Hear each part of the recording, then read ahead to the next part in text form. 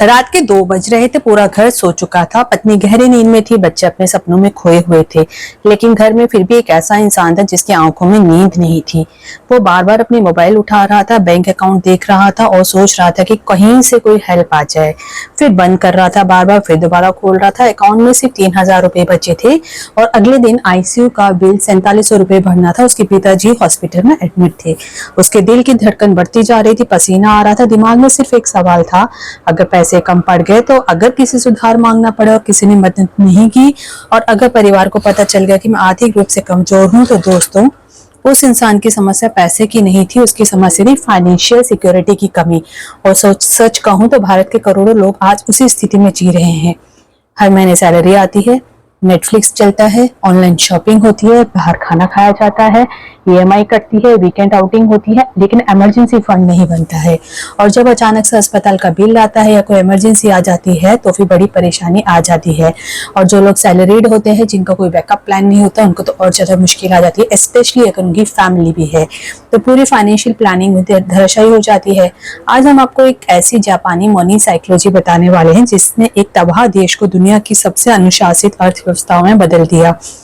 ये कोई investment trick नहीं है, ये कोई क्रिप्टो फॉर्मूला नहीं है, कोई गेट रिच क्विक स्कीम नहीं है, ये है फाइनेंशियल सर्वाइवल की कला।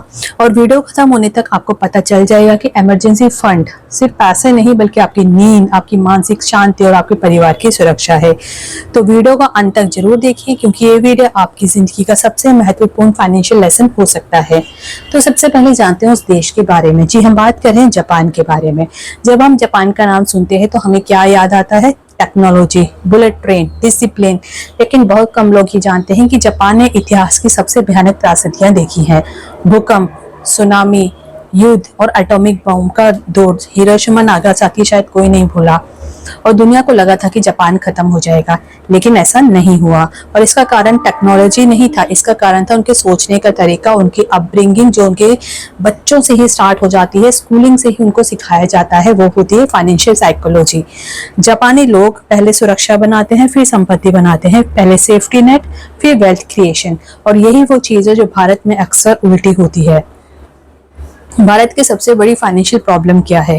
भारत में एक अजीब सा कल्चर बन गया है, एक अजीब सी संस्कृति बन गई है कि पड़ोसी ने नया फोन लिया तो हम भी लेंगे, पड़ोसी की गाड़ी जो भी है उससे बड़ी गाड़ी हम लेंगे। रिलेशन में भी ऐसा हो गया है, एक ने गाड़ी ली है, दूसरा उससे बड़ी गाड़ी लेगा, दूसरे ने बड़ी ले ली है तो पहला वाला फिर उसके बारे में कहेगा कि अरे हम तो अगली गाड़ी इससे बड़ी लेंगे, हमें भी चाहिए। दोस्त ने कार लिया, हमें भी चाहिए। रिश्तेदार बाहर घूम के आ गया, हमें भी जाना है। सोशल मीडिया ने कंपैरिजन को बीमारी बना दिया है। लोग अपनी आय से ज्यादा लाइफस्टाइल खरीद रहे हैं, ईएमआई पर फोन ले रहे हैं, ईएमआई पर फर्नीचर ले रहे हैं, ईएमआई पर कार ले रहे हैं, ईएमआई पर वेकेशन ले रहे हैं, लेकिन इमरजेंसी फंड वो बाद में बनाएंगे जब सैलरी बढ़ जाएगी। लेकिन समस्या ये है कि सैलरी बढ़ने पर भी आदत नहीं बदलती है, क्योंकि समस्या इनकम की नहीं है, मनी हैबिट्स की होती है। जब अगली सैलरी बढ़ती है तो सैलरी के साथ फिर खर्चा और बढ़ जाता है और सैलरी फिर कोई फायदा नहीं रहता उस सैलरी के बढ़ने का। जापान में ऐसा नहीं होता है। वहां पर पहले सेविंग सिखाई जाती है, इमरजेंसी फंड कैसे सेव करें, फिर उसके बाद इन्वेस्टमेंट होता है। अब स्कूल में क्या दिक्कत है? स्कूल हमें क्या है जो नहीं सिखाते हैं, जो कि जरूरी है? एक्चुअली स्कूल में आप डिफरेंट सब्जेक्ट पढ़ते हैं। इंग्लिश को एज अ सब्जेक्ट पढ़ा जाता है, मैथ्स को, साइंस को, सोशल साइंस को, ये सब पढ़ाया जाता है, लेकिन बजट प्लानिंग नहीं सिखाई जाती है, इमरजेंसी फंड नहीं सिखाया जाता है, कंपाउंडिंग नहीं सिखाई जाती है, फाइनेंशियल डिसिप्लिन नहीं सिखाया जाता है। पर जिंदगी में सबसे ज्यादा जरूरत आप जानते हैं इन्हीं चीजों की पड़ती है, और ये चीजें बेसिक होती है। ये सबसे पहले स्टार्टिंग से ही बच्चों को सिखा देनी चाहिए, जो कि जापान में किया जाता है। अब इमरजेंसी फंड क्या होता है और क्यों ये इन्वेस्टमेंट और सेविंग से ज्यादा जरूरी है? इमरजेंसी फंड इन्वेस्टमेंट नहीं होता है, इमरजेंसी फंड वेल्थ क्रिएशन भी नहीं है, इमरजेंसी फंड रिटर्न कमाने के लिए भी नहीं होता है। इमरजेंसी फंड जो होता है वो सुरक्षा देता है। ये वो पैसा है जो केवल मुश्किल समय के लिए रखा जाता है। अगर नौकरी चली जाती है इन केस, या कोई मेडिकल इमरजेंसी आ जाती है, बिजनेस रुक जाता है, कहीं पे कमिटमेंट की हुई है, पैसा देना है, अचानक से वहां पर पैसा देना पड़ता है, घर में कोई बड़ा खर्च आ जाता है, तब ये पैसा आपकी ढाल बनता है। अब आपको कितना पैसा इमरजेंसी फंड में रखना चाहिए? मान लीजिए आपके घर का मासिक खर्च 50,000 रुपया है, तो कम से कम 3 से 6 महीने का खर्च अलग होना चाहिए। 50,000 को 6 से मल्टीप्लाई करें तो 3 लाख रुपया होता है। अगर आपके मासिक खर्च 1 लाख है तो कम से कम 6 लाख रुपया आपके पास होना चाहिए। अगर आपकी नौकरी में है, कहीं पर आप काम कर रहे हैं, रोजगार में है, तो 6 महीने अगर आप बिजनेस करते हैं तो आपके पास जो इमरजेंसी फंड है 9 से 12 महीने का होना चाहिए। यानी आपके जितने भी खर्च हैं, बिजली, पानी, बच्चों की ट्यूशन फीस, खर्चा, राशन, इन सबको आप ऐड कर लीजिए और 1 महीने का जितना बनता है उसको आप 6 से मल्टीप्लाई कर दे तो कम से कम आपके पास 6 महीने का होना चाहिए। अगर आप रोजगार में मतलब जॉब करते हैं और अगर आप बिजनेस करते हैं तो एटलीस्ट 12 लाख रुपए आपके पास होना चाहिए अगर 1 लाख आपका 1 महीने का खर्चा है तो। अगर आप एग्रीकल्चर या अनियमित आय में है तो और भी ज्यादा रखिए। क्यों? क्योंकि गांव में क्या होता है, शहर और गांव में यही फर्क है। गांव में क्या होता है 3 महीने का खेती का सीजन होता है, बाकी 9 महीने जुताई की जाती है या फिर बारिश पे डिपेंड करती है वहां पर जो भी फसल होती है। तो कई बार फसल बर्बाद हो जाती है, कई बार इतनी इनकम नहीं आती है तो वहां पर नुकसान होने के चांसेस ज्यादा है, वहां पर बेरोजगारी भी ज्यादा है और शहर में बच्चों को भेजना पड़ता है पढ़ाई करने के लिए। तो वहां पर इमरजेंसी फंड जो है, आपकी रेगुलर इनकम तो है नहीं, तो वहां पर आपको ज्यादा ध्यान में रख के रखना पड़ेगा। याद रखिए, इमरजेंसी फंड आपकी आय के आधार पर नहीं होता है, आपके खर्चे के आधार पर तय होता है। जापान का कैक्यूबो मेथड आपको मैं बताती हूँ। अब बात करते हैं जापान के बहुत ही शानदार सिस्टम की। इसका नाम जैसे हमने बताया है ताकेबो होता है। लगभग 100 साल से ज्यादा पुराना तरीका है ये। इसमें क्या है, हर महीने सिर्फ 4 सवाल पूछे जाते हैं और 4 सवाल आपको अपने आप से लिखने हैं और ये हर बच्चे को सिखाया जाता है जापान में छोटे होते से ही। पहला सवाल होता है मेरे पास कितना पैसा आया, दूसरा सवाल है मैंने कितना खर्च किया, तीसरा सवाल ये होता है कि मैं कितना बचा सकता हूँ और चौथा सवाल है मैं अगले महीने बेहतर कैसे हो सकता हूँ। अब बताइए, कोई एक बच्चा है वो ये क्यों लिखेगा? उसको भी पॉकेट मनी दी जाती है बच्चों को पेरेंट्स की तरफ से और बच्चों को सिखाया जाता है पेरेंट्स के थ्रू कि बताओ हम जो पैसा आपको दे रहे हैं वो आप कैसे सेव करोगे, कैसे यूज करोगे। तो वो सब पेपर से लिखते हैं और पेपर में अपने हाथों से वो लिखते हैं। ये इतना सरल होता है। जापानी लोग खर्च लिखते हैं क्योंकि जो लिखा जाता है वही दिखाई देता है और जो दिखाई देता है उसे सुधारा जा सकता है। लेकिन एक चीज है कि वो डिजिटलाइज नहीं करते हैं, जो भी है वो हाथ से लिखने में विश्वास करते हैं क्योंकि उनको लगता है कि जो वो हाथ से लिखेंगे वो ब्रेन में ज्यादा इफेक्टिवली स्टोर होगा। अब जो दूसरी टेक्निक है जो वो जापानीज लोग इस्तेमाल करते हैं वो है काइजान 1% इम्प्रूवमेंट रूल। जापान का एक और सिद्धांत है, बहुत इंपॉर्टेंट है। इसका मतलब है कि आपको डेली 1% सुधार करना है। एक दिन में अमीर बनने की कोशिश बिल्कुल ना करें, बस आज एक अनावश्यक खर्च कम कर दें। कल 100 रुपए बचाओ, फिर 200 रुपए बचाओ। धीरे धीरे यही आदत आपकी फाइनेंशियल फ्रीडम बन जाती है। फिर इसके बाद एक और चीज है जो कि जापानीज काफी अच्छे से फॉलो करते हैं, वो जापानीज लाइफस्टाइल। सिंपली आप कुछ स्टेप्स है जिनको आप फॉलो कर सकते हैं। जैसे वो इमरजेंसी फंड बनाते हैं अपनी लाइफस्टाइल में, वैसे आप बनाएं। स्टेप 1, आपको क्या करना है, जितने भी आपके महीने के खर्चे जो हमने बताया जैसे बिजली, पानी, किराया, स्कूल की फीस, EMI, दवाइयाँ, किराना, सब कुछ राशन वगैरह, आप उसको नोट कर लें। जो आपको लगता है कि रेगुलर हर महीने ये खर्चा आता ही है।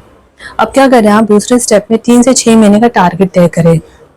स्टेप 3 में आपको एक अलग सेविंग अकाउंट खोलना है और याद रखिए उस सेविंग अकाउंट को आप UPI से कनेक्ट ना करें, ATM कार्ड ना हो, ताकि पैसे आसानी से खर्च ना हो। उससे आपको कोई नेट बैंकिंग भी नहीं करनी है, बस उसको आपको सेव करना है।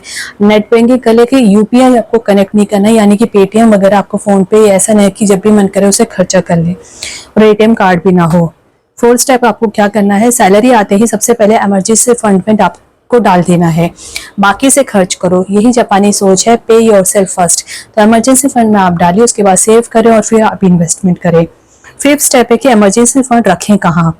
तो आपको ये पता होना चाहिए कि हाई इंटरेस्ट सेविंग अकाउंट में आपको रखना है या फिर लिक्विड म्यूचुअल फंड में आप रख सकते हैं, शॉर्ट टर्म FD ले सकते हैं, लेकिन पैसा आसानी से उपलब्ध नहीं होना चाहिए।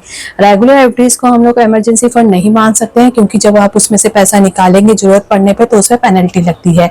तो आप अगर इमरजेंसी फंड रखना चाहते हैं तो ऐसे अकाउंट्स अवेलेबल होते हैं, चाहे interest saving account, high interest saving account होता है और साथ में म्यूचुअल फंड्स होते हैं, लिक्विड म्यूचुअल फंड।